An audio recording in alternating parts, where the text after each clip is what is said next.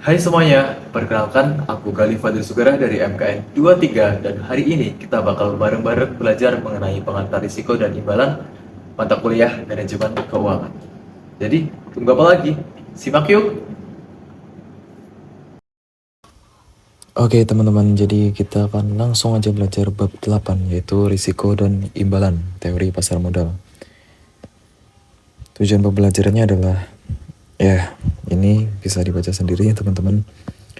Langsung saja ke subbab yang pertama yaitu imbalan portfolio dan risiko portfolio. Dengan diversifikasi yang tepat, Anda atau kita semua dapat menurunkan risiko portfolio tanpa menurunkan tingkat imbalan ekspektasi dari portfolio tersebut.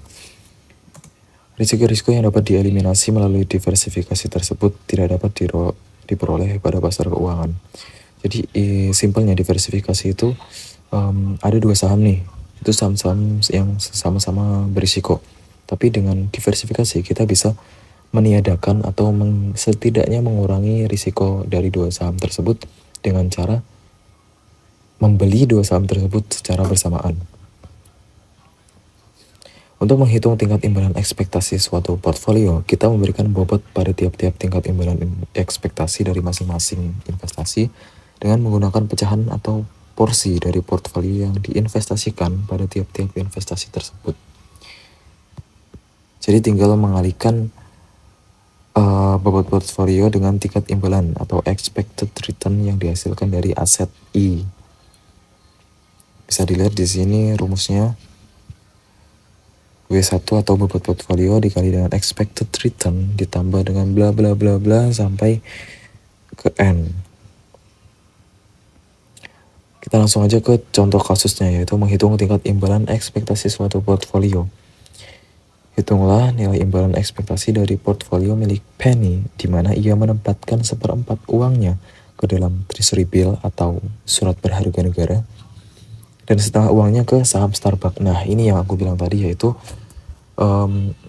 daripada cuma beli satu saham, dan si Penny ini itu ingin mengurangi risiko dari saham antara surat berharga negara dengan saham Starbucks. Jadi dia langsung menempatkan uangnya di dua tempat atau dua saham tersebut, dan sisa uangnya ditempatkan lagi ke saham Emerson Electric.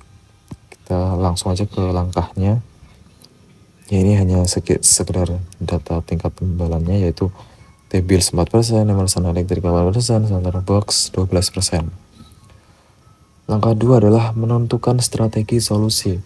Tingkat imbalan ekspektasi portfolio adalah suatu rata-rata yang tertimbang sederhana dari tingkat imbalan ekspektasi investasi dalam portfolio tersebut.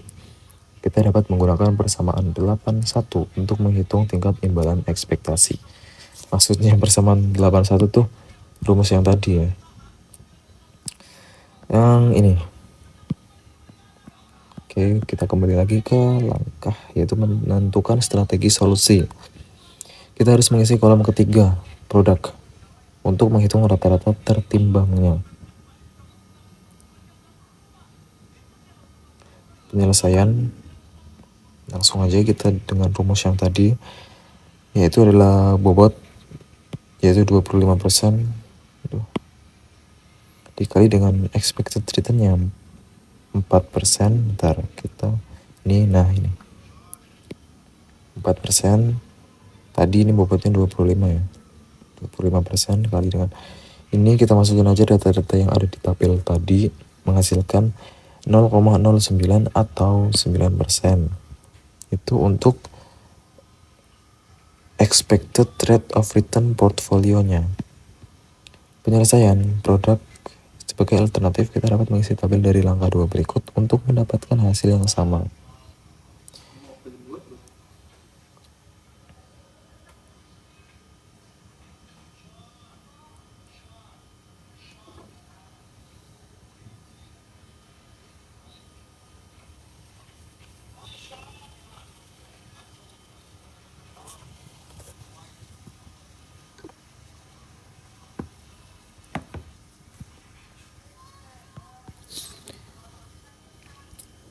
Dari perhitungan tadi kita bisa hasilkan bahwa 4% kali 25% itu sama dengan 1%.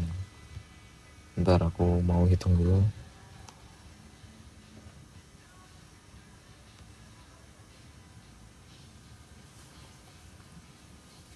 %4 kali 25%. Ya betul, 1%, terus ini 2%, ini 6%, dan jumlahnya itu adalah 9%. Analisis.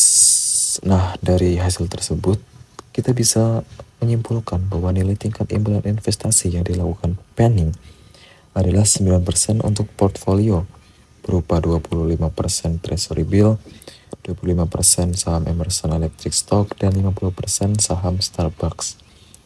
Jadi ini adalah 9% dari uang yang ditanamkan Penny ke ketiga investasi tersebut.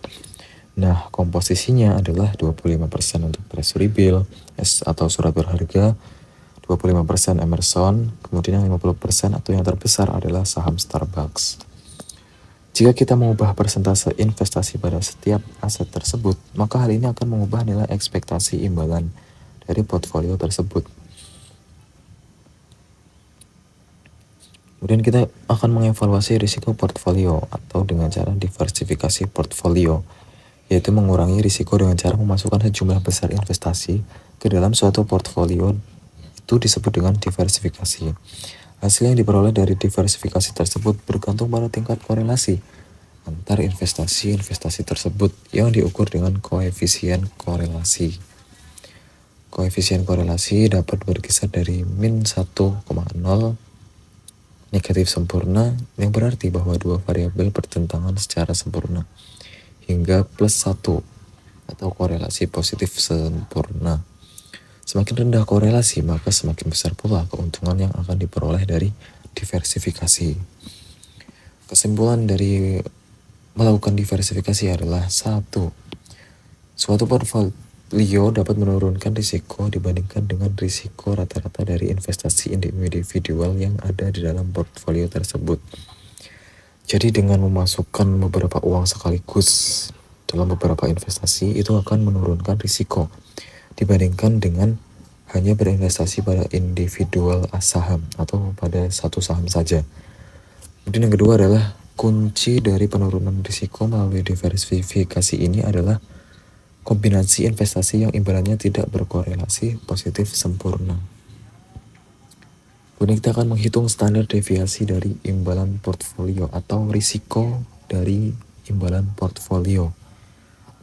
Lambangnya adalah ini, standar deviasi portfolio adalah akar, sebenarnya sama.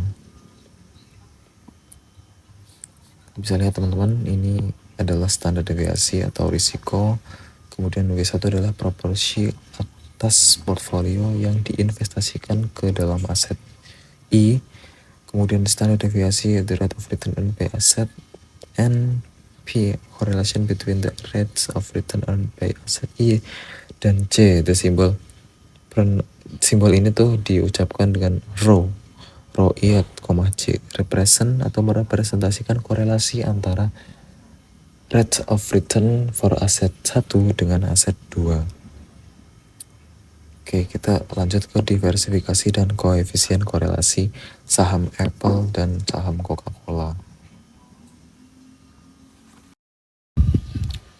Bisa kita lihat ke sini, kalau semakin ke kiri atau mendekati minus 1 sempurna correlation koefisiennya, maka itu akan menghasilkan 0% standar deviasi, yang mana ini adalah risikonya 0%. Yang mana ini adalah suatu kondisi yang kita cari ketika kita bermain saham. Sebaliknya, jika kita lihat ke kanan, maka korelasi koefisiensinya itu bertolak belakang. Jadi semakin ke kanan itu semakin mendekati 1 sempurna. Nah, di posisi ini standar deviasinya itu semakin tinggi. Jadi risikonya itu semakin tinggi. Apabila suatu rate of return dikatakan 15%, tetapi koefisiennya itu mendekati 1 sempurna, maka bisa jadi kita tidak mendapatkan rate of return tersebut. Jadi misal ditetapkan 15%, tetapi koefisiennya itu adalah hampir mendekati 1 sempurna. Maka risiko untuk mendapatkan 15% itu besar. Yang mana bisa dikatakan bahwa kita kemungkinan kecil untuk mendapatkan keuntungan sebesar 15% tersebut. Artinya kita akan mendapatkan keuntungan di bawahnya.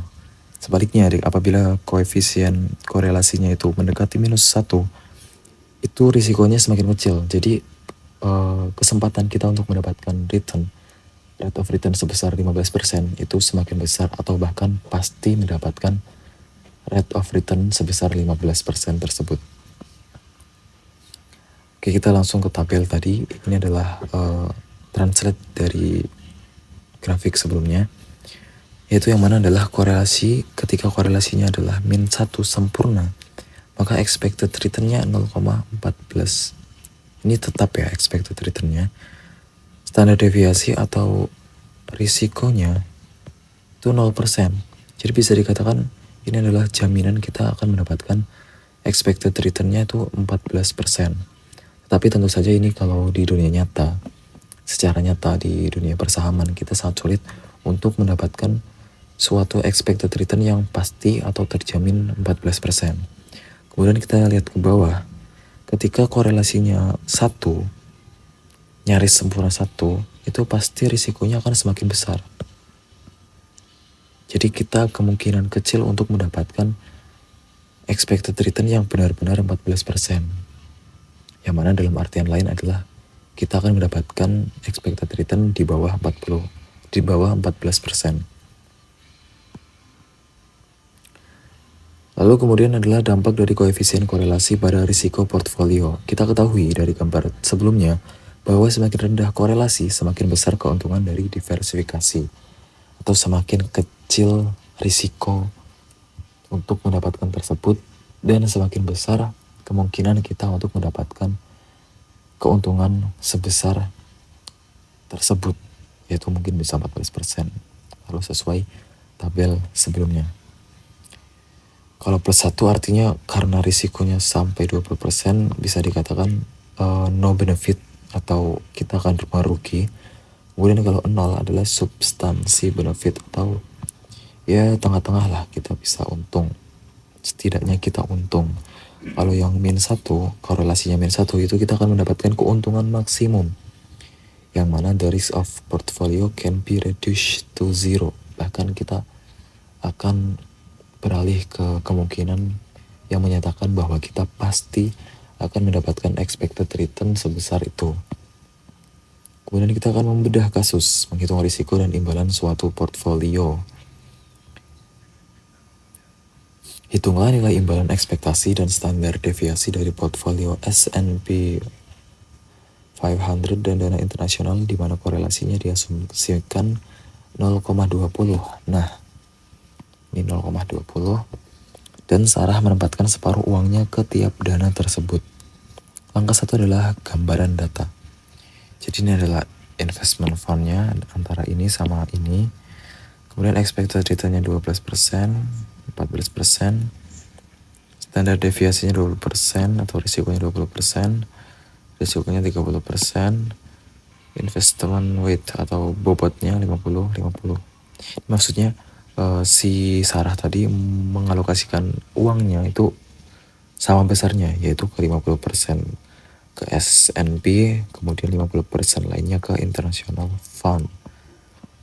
Langkah selanjutnya adalah menentukan strategi solusi. Imbalan ekspektasi portfolio adalah suatu rata-rata tertimbang sederhana dari tingkat imbalan ekspektasi kedua investasi yang dihitung melalui persamaan atau rumus 8.1 strip 1. Standar deviasi dari portfolio dapat dihitung dengan menggunakan persamaan 2/2. Berdasarkan informasinya, korelasinya adalah 0,20. Gak usah bingung, kita akan lihat rumusnya. Nah, ini dia. Portfolio expected rate of return, kita masukkan data-datanya, yaitu bobotnya atau weight investment di S&P 500 itu tadi 50% atau 0,5 dikali dengan expected return-nya 12%. Tadi mana datanya? Nah, ini dia. Kemudian ditambah dengan bobot di ini sama 50% dikali dengan expected return di internasional yaitu 14, yang mana ini menghasilkan 13%. Kemudian langkah selanjutnya adalah penyelesaian standar deviasi portfolio, yaitu dengan akar. Kita langsung aja masukin data-datanya atau weight-nya atau bobotnya. 50% dipangkatkan 2 dikali dengan standar deviasi, korelasinya 0,20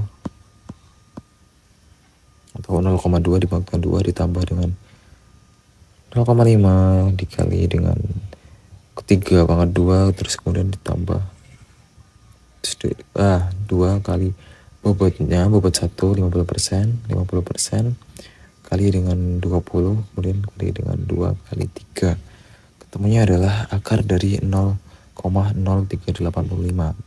Hasilnya adalah 1962 atau 1962%.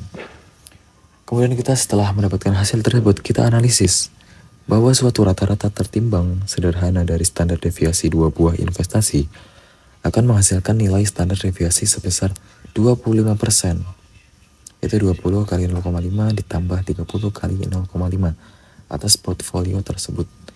Namun demikian, standar deviasi dari portfolio bernilai kurang dari 25%, yaitu 19,62%, disebabkan oleh manfaat dari diversifikasi dengan korelasi kurang dari 1. Kemudian kita lanjut ke subbab 2, risiko sistematik dan portfolio pasar.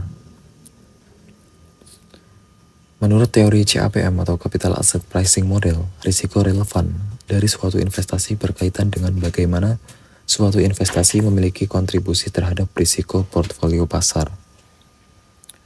CAPM mengasumsikan bahwa para investor memilih untuk menahan portfolio. CAPM mengasumsikan bahwa para investor memilih untuk menahan portfolio yang terdiversifikasi optimal yang di dalamnya terdapat seluruh investasi berisiko. Kemudian yang ketiga adalah portfolio terdiversifikasi optimal yang meliputi seluruh aset ekonomi, biasa disebut dengan portfolio pasar. Risiko sistematik dan portfolio pasar. Lanjutan yang tadi, untuk memahami bagaimana suatu investasi berkontribusi pada risiko portfolio, kita mengategorisasinya risiko dari investasi individual ke dalam 2 kategori, yaitu yang pertama adalah risiko sistematik atau systematic risk dan risiko tidak sistematik, unsystematic risk. Rumusnya adalah risiko total, yaitu risiko sistematik ditambah dengan risiko tidak sistematik. Sesimpel itu. Kemudian kita lanjut ke komponen risiko sistematik, mengukur kontribusi dari suatu investasi terhadap risiko portfolio pasar. Sebagai contoh, perang dan resesi. Kemudian risiko tidak sistematik adalah elemen dari risiko yang tidak berkontribusi pada risiko pasar dan telah didiversifikasikan. Contohnya yaitu penarikan produk, unjuk rasa buruh, dan perubahan manajemen. Kemudian diversifikasi dan risiko tidak sistematik. Gambar 82 berikut ini mengilustrasikan bahwa di saat jumlah sekuritas dalam portfolio meningkat, maka kontribusi dari risiko tidak sistematik terhadap standar deviasi itu menurun, sedangkan risiko sistematik tidak berkurang. Oleh karena itu, portfolio yang besar tidak akan terpengaruh oleh risiko tidak sistematik, yang mana disebabkan tadi, penarikan produk, unjuk rasa buruh, perubahan manajemen. Nah, ini dia adalah gambar dari risiko portfolio dan jumlah investasi dalam portfolio. Dimana yang vertikal itu menunjukkan variabel dalam return atau imbalan. Kemudian yang horizontal itu adalah number of stock atau saham di portfolio.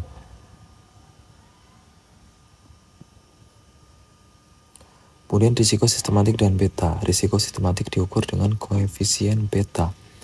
Koefisien ini mengestimasi suatu perluasan di mana imbalan dari investasi tertentu berbeda dengan imbalan dari portfolio pasar.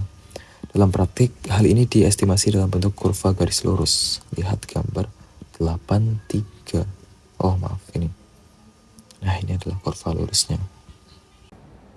Teman-teman, ternyata videonya udah 20 menit, jadi sementara videonya cukup sampai di sini. Tapi jangan lupa buat teman-teman buat nonton video lanjutan dari video ini, karena video lanjutannya akan diupload setelah video ini. Jadi sampai jumpa di video selanjutnya.